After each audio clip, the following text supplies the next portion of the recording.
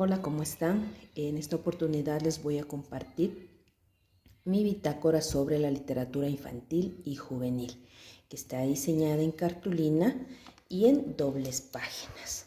Aborda 4 temas que son la literatura infantil y juvenil universal, la literatura infantil y juvenil en el Ecuador, el libro álbum, que es el tercer tema, y como último tema, la mediación lectora.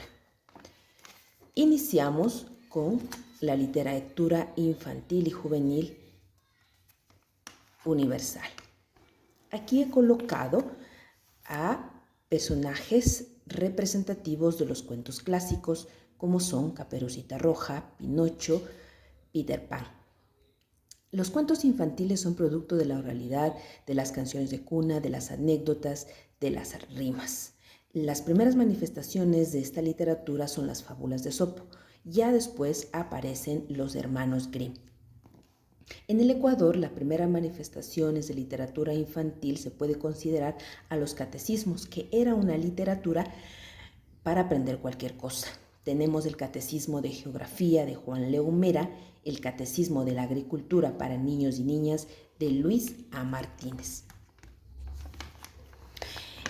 En la literatura infantil aparece o revisamos la obra de Pipi Casas Largas. Esta es la historia de una niña que vive una serie de aventuras.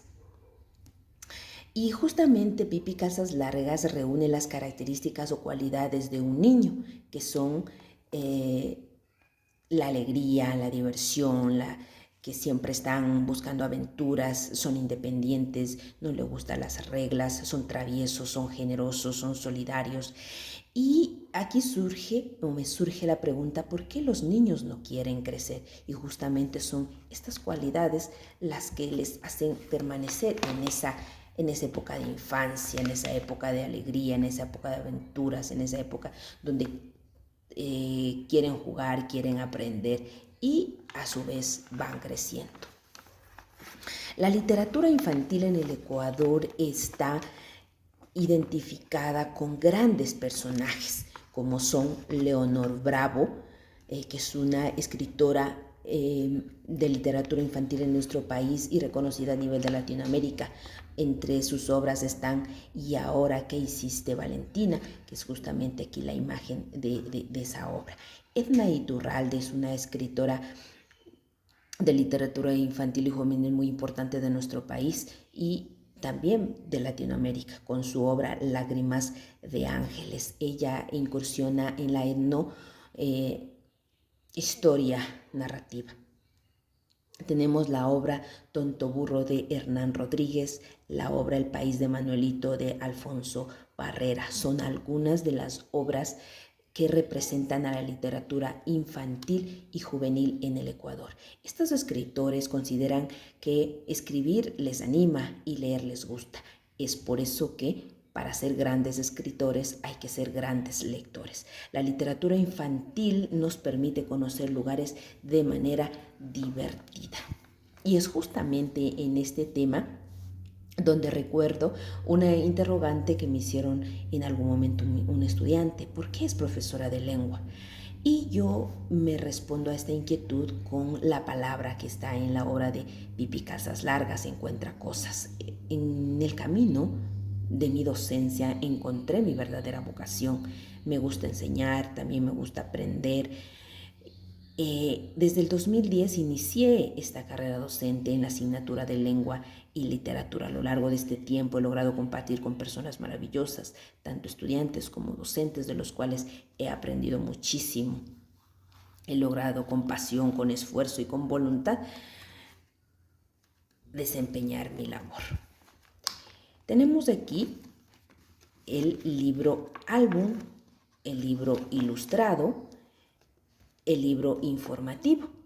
Estos libros tienen como características que están desarrollados en dobles páginas, como observamos aquí. Estos libros están acompañados de imágenes y de textos. El libro álbum, aquí he citado la una obra titulada Un amigo inesperado, que se trata de Guillo, que quería un perro como mascota, pero le regalaron un gallo. A lo largo de la historia, Guillo logra que el gallo se convierta en la mascota que él quería. Sin embargo, el gallo se va al final de la historia. En el libro ilustrado he colocado aquí Mi casa, que es la historia de un joven que a sus 18 años se va de su tierra natal en busca de un lugar. Luego de conocer varias ciudades y adquirir el reconocimiento como pintor, se da cuenta que no es lo que él quería y regresa a su lugar natal. También vimos el libro Acordeón, que es este tipo de libros cuentan la historia desde dos perspectivas.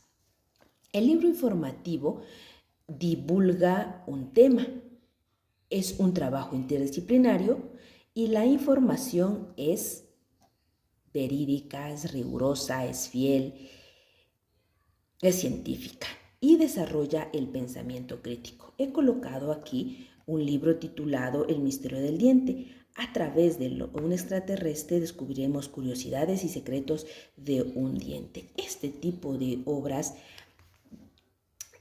desarrolla una técnica maravillosa que es la ilustración. Y a través de imágenes se cuenta una historia. Yo he colocado aquí un pequeño esbozo de lo que puede ser un libro informativo titulado El viaje a la encañada, en el que constan imágenes y textos sobre la flora y la fauna que vive en este lugar.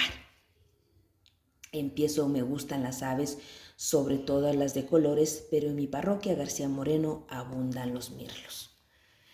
En esta última parte se aborda el tema sobre la mediación, iniciando con la interrogante. ¿El docente está preparado para cumplir su rol de mediador?